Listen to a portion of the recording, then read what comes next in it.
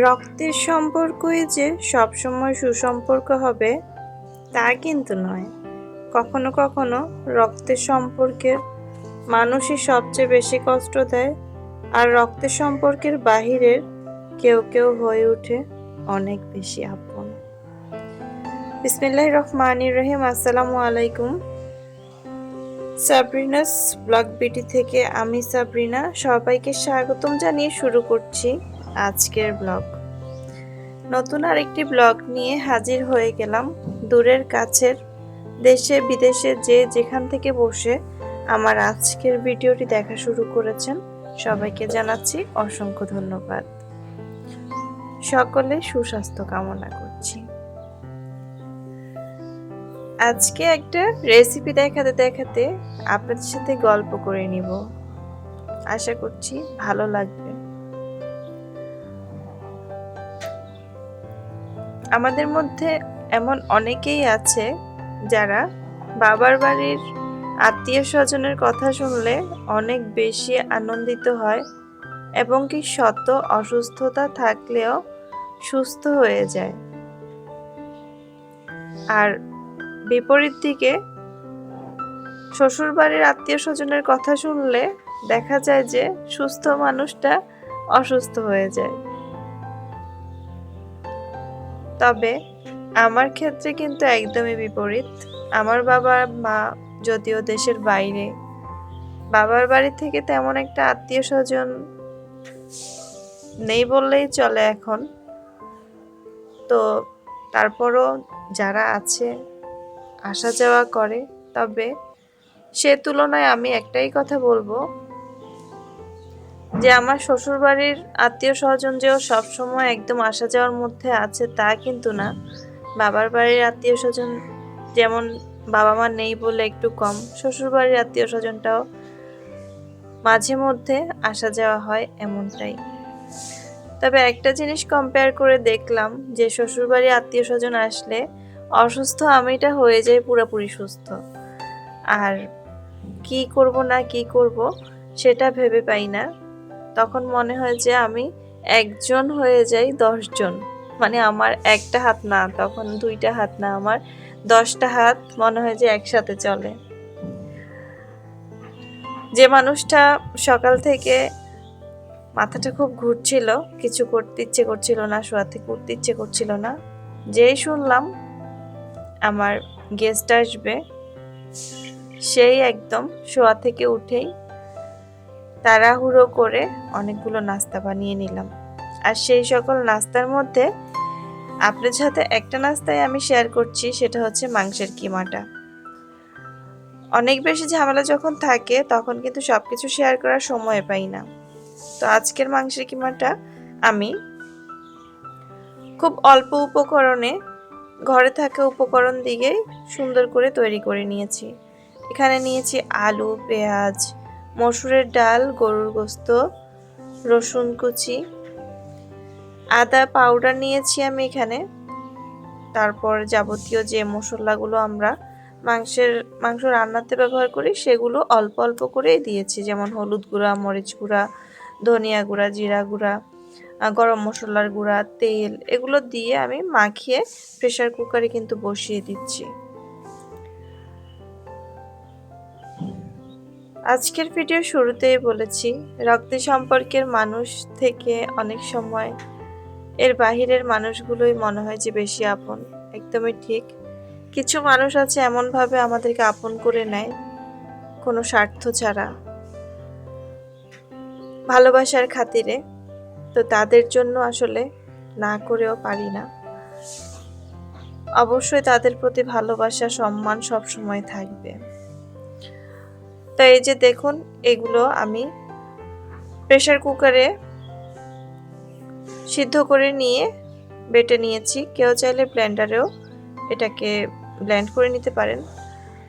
আর এইদিকে আমি ওই কিমাটা যদি ওই অবস্থায় বানাতাম একদম শক্ত শক্ত থাকতো, শেপগুলো খুব সুন্দরভাবে দেওয়া যেত। কিন্তু এখানে আমি ডিম ব্যবহার করব আর একটু ক্রিস্পি হওয়ার জন্য চালের গুঁড়িটা ব্যবহার করছি। কেউ চাইলে কর্নফ্লাওয়ার ব্যবহার করতে পারেন, যার কাছে যেটা অ্যাভেলেবেল থাকবে সে সেটাই ব্যবহার করবেন। তা আমি এখানে ডিমের মধ্যে হালকা লবণ দিয়েছি আর এখানে চালের গুঁড়িটা ব্যবহার করছি।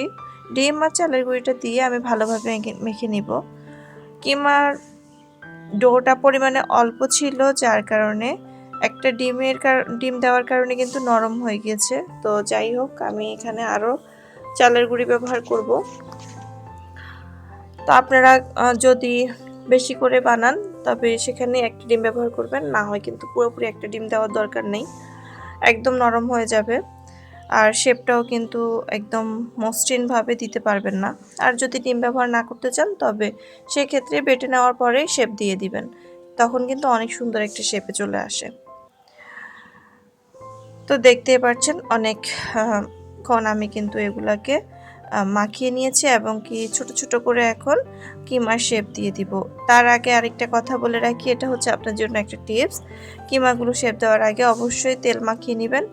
প্রত্যেকটা কিমা মাখার আগেই যদি আপনি হাতে একটু তেল ব্যবহার করতে পারেন, সেই ক্ষেত্রে আপনার কিমাগুলোর শেপটা দেখতে অনেক সুন্দর লাগবে। ছোট থেকে আমার মাকে আমি দেখেছি যখন আমার মা অনেক অসুস্থ থাকতো, কিন্তু বাসায় মেহমান আসতো আমার মাকে দেখার জন্য। যেই অসুস্থ তিনি, কিন্তু সেই উঠে বসে দেখা গিয়েছে রান্নাঘরে চলে গিয়েছে মেহমানদের জন্য আয়োজন করবে বলে। তখন আমরা আসলে বকাঝকা করতাম যে তোমাকে একটা মেহমান দেখতে আসতেছে, মানুষ দেখতে আসতেছে, তুমি রুগী বলে, আর তুমি উঠে রান্নাঘরে চলে গেলে তার সাথে বসে গল্প করছো, এমনভাবে মনে হয় যে তোমার একদম কিছুই হয়নি, তুমি একদম সুস্থ মানুষ। মেহমানটা যাওয়ার পরে আবার দেখতাম আম্মু আবারও একটু সিক হয়ে যেত বলতে অসুস্থ তো ছিলই, থাকতোই। তো সেই অসুস্থতার মাঝেও ওই যে মেহমান আসলে তাদের সামনে শুয়ে বসে থাকাটা আমার মা একদমই পারতো না। তো তখন আসলে বুঝতাম না যে আসলে যার ঘর, তার ঘরে যদি কেউ আসে আর সে যদি অসুস্থ হয়ে শুয়ে থাকে, তাহলে জিনিসটা আসলে কেমন জানি দেখায়, আর সবাই সেটা পারে না। এখন যখন আমি বড় হয়েছি, আমারও ছোট্ট একটা সংসার আছে, আমারও ছোট্ট একটা ঘর আছে, আর আমার ঘরে যখন কেউ আসবে বলে, তখন আমারও কিন্তু অনেক বেশি শরীরটা খারাপ থাকলেও আমিও শুয়ে বসে থাকতে পারি না।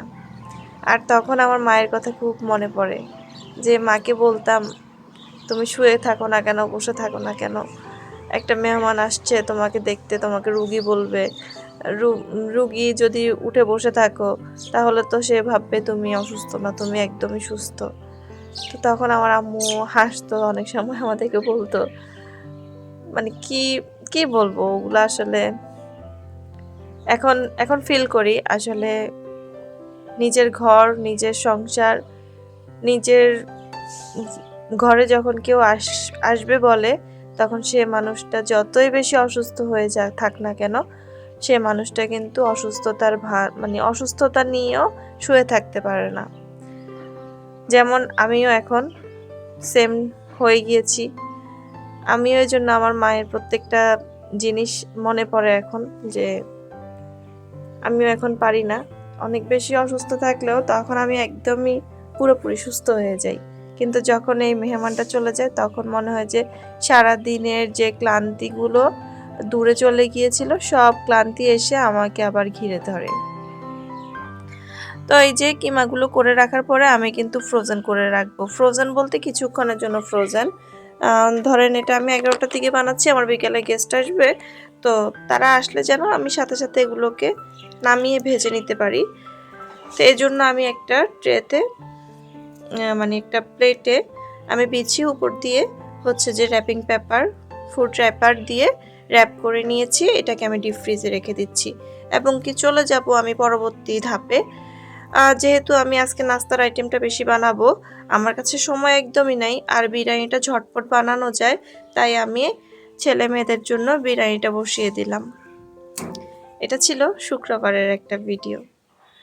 তো দিতে অবশ্যই লেট করেছি, যেহেতু ফ্রাইডে আমাদের জন্য স্পেশাল কিছু। তবে আমার ঘরে আমি সবসময় ফ্রাইডে স্পেশাল জিনিস রাখি না। আমার ঘর, আমার সংসার, আমার সব, আমি যে কোনো দিনে স্পেশাল করতে পারি, তাই না?